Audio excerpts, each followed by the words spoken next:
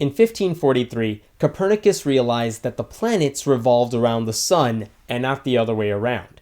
And several decades after that, the Catholic Church deemed heliocentrism heretical. They even imprisoned Galileo for promoting those ideas. But now, even the church accepts this scientific truth. I mean, they can't deny it. The evidence is overwhelming. For religious people who once thought that the earth was the center of the universe, their faith had to adapt to include this new reality. Today, heliocentrism is no longer controversial. No one stays up at night thinking about whether it's true. Pastors aren't railing against it on Sunday mornings. I wish I could tell you religion was weakened by this, but we all know religion is as powerful as ever today. Still, maybe you could argue that religion gets a little watered down every time it has to cede ground to scientific truths. And that makes me wonder, what will happen with evolution? Because for a lot of religious people, evangelical Christians especially, they see evolution as diametrically opposite their beliefs. It's something that is an obstacle to their faith. And you know what? I kind of agree. I think if you take evolution to its logical conclusion, God evaporates from the picture. But not everyone agrees with me on that. But let me jump a couple hundred years into the future. Evolution's not going anywhere. Eventually, it really will be accepted by just about everyone, whether they like it or not. Parts of the theory may very well be modified, but the general concept isn't about to be overturned. There's just too much evidence in favor of it. It's just like we're not going back anytime soon to believing that the sun revolves around the earth. And you know what Christians will probably do? The same thing they've always done.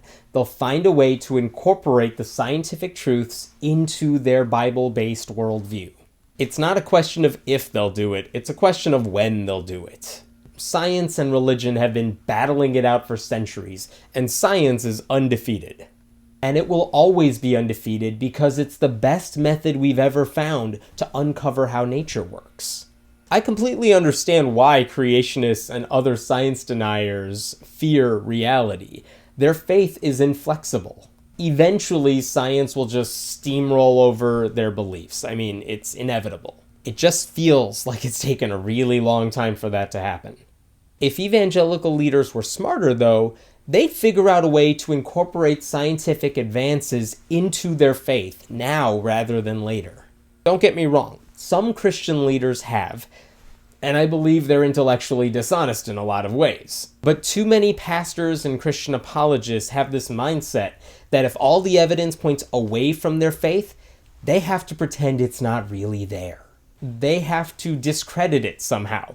And they've done it with intelligent design and irreducible complexity and teaching the controversy. It's a losing proposition. And the longer they remain opponents of science, the quicker their faith will stop being taken seriously. In fact, being anti-science is one of the reasons a lot of young people are leaving the churches now. I'll admit it. I'm a little surprised church leaders haven't figured this out yet. They have so much money and so many people with big megaphones, pastors and authors and speakers. If they wanted to adapt, they could do it starting right now. It wouldn't be easy, but it's just one of those necessary things they have to do for their own survival. But instead, so many of them, millions of them, Christian leaders everywhere, are acting like evolution and climate change are some sort of anti-Christian conspiracies. They still haven't learned the lesson the Catholic Church figured out hundreds of years ago. My name is Hemant Mehta, and I write at friendlyatheist.com. What do you want to see a video about? Let us know in the comments below, and we'll be sure to check it out. And don't forget to subscribe.